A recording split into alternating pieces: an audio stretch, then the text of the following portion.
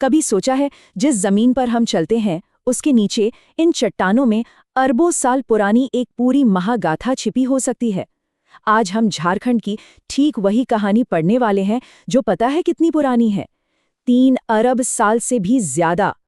तो आखिर ये कहानी है क्या? मतलब हमारे पैरों के नीचे ऐसा क्या छिपा है? चलिए आज एक खोज की यात्रा पर निकलते हैं। एक ऐसा सफर जो हमें पृथ्वी के बहुत बहुत गहरे अतीत में ले जाएगा और ये समझने में मदद करेगा कि आज का झारखंड वैसा क्यों है जैसा हम उसे देखते हैं। शुरू करें? तो इस कहानी का पहला पन्ना खुलता है प्री कैम्ब्रियन युग में। सोचिए, ये वो जमाना था, समय से भी पहले का समय, जब इस पूरे इलाके की नींव रखी जा रही थी।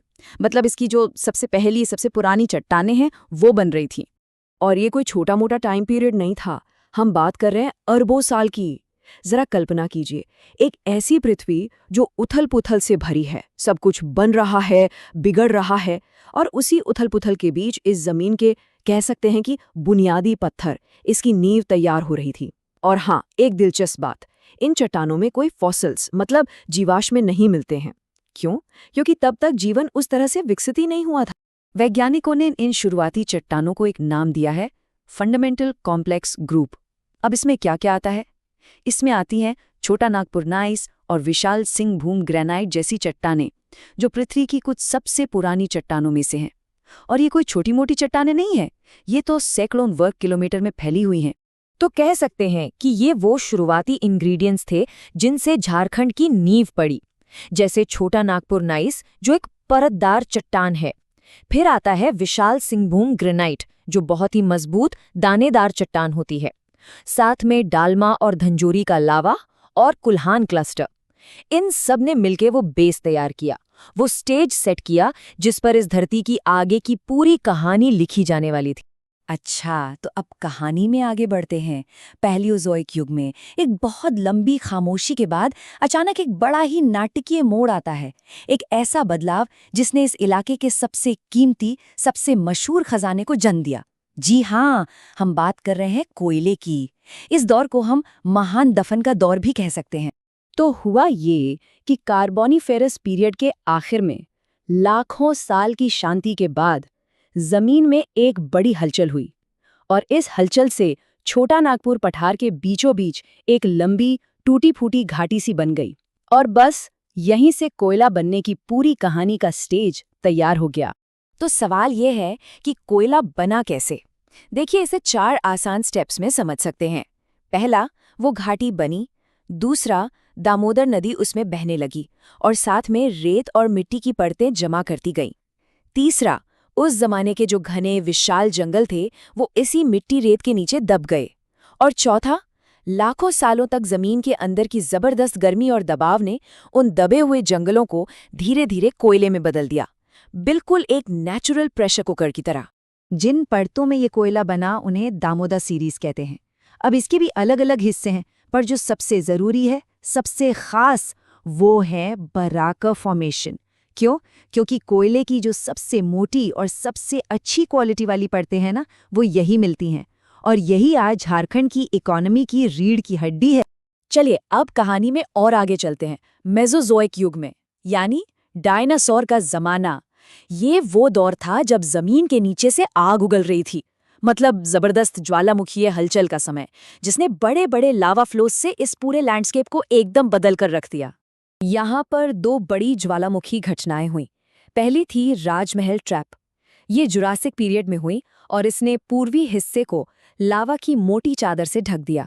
और दूसरी घटना हुई पाट क्षेत्र में। ये थोड़ी बाद में क्रिटेशियस पीरियड में हुई और माना जाता है कि ये उसी विशाल दक्कन ट्रैप का हिस्सा थी जिसके बारे में हम अक्सर सुनते हैं। अब आते हैं कहानी के आखिरी भूवैज्ञानिक अध्याय पर, सिनोजोइक युग। इस दौर में जमीन के अंदर की जबरदस्त ताकतों ने इस पूरे के पूरे इलाके को ऊपर की तरफ धकेल दिया और इसी से वो पठारी शक्ल बनी जो आज हम देखते हैं। और सबसे दिलचस्प बात पता है क्या है? झारखंड के इस पठार का सीधा कनेक्शन हिमालय के बनने से है।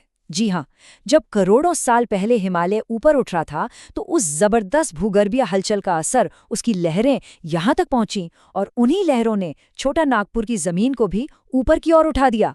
लेकिन ये जो उठान था, ये एक झटके में नहीं हुआ। ये 3 अलग-अलग स्टेज में हुआ। पहले स्टेज में पश्चिमी हिस्सा करीब 300 मीटर ऊपर उठा, जिससे पहला ऊंचा पठार बना। फिर दूसरे स्टेज में वही पश्चिमी पठार और बीच का छोटा नागपुर इलाका और 300 मीटर ऊपर उठ गया।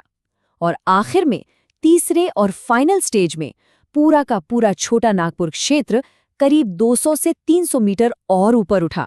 तो देखा जाए तो इन 3 बड़े लिफ्ट्स ने मिलकर आज की तस्वीर बनाई है। हर एक घटना ने पठार की ऊंचाई में सैकड़ों मीटर और जोड़े, और धीरे धीरे स्टेप बाय स्टेप झारखंड की आज की जो ज्योग्राफिकल शक्ल है वो तैयार हुई। अच्छा, तो हमने इतनी लंबी कहानी तो सुन ली, पर अब सवाल ये है कि इन सबका आज से क्या लेना देना है?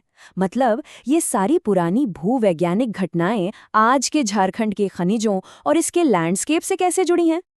अगर इसे संक्षेप में समझें तो प्री कैम्ब्रियन युग ने इस जमीन की नींव दी, पैलियोजोइक युग ने हमें दिया बेशकीमती कोयला, मेसोजोइक युग के ज्वालामुखियों ने बॉक्साइट जैसे खनिज जमा किए, और आखिर में सेनोजोइक युग के उठान ने आज के ये खूबसूरत पठार और घाटियां बना दी। मतलब हर युग ने अपनी एक विरासत छोड़ी है। ये बात बिल्कुल सही है कि पृथ्वी का इतिहास उसकी चट्टानों में ही लिखा है, हमें बस उसे पढ़ना सीखना है। ये पूरी कहानी, ये पूरा विश्लेषण इसी बात का तो सबूत है। हर पत्थर, हर चट्टान कुछ कह रहा है, हमें बस उसे सुनने और समझने की जरूरत है।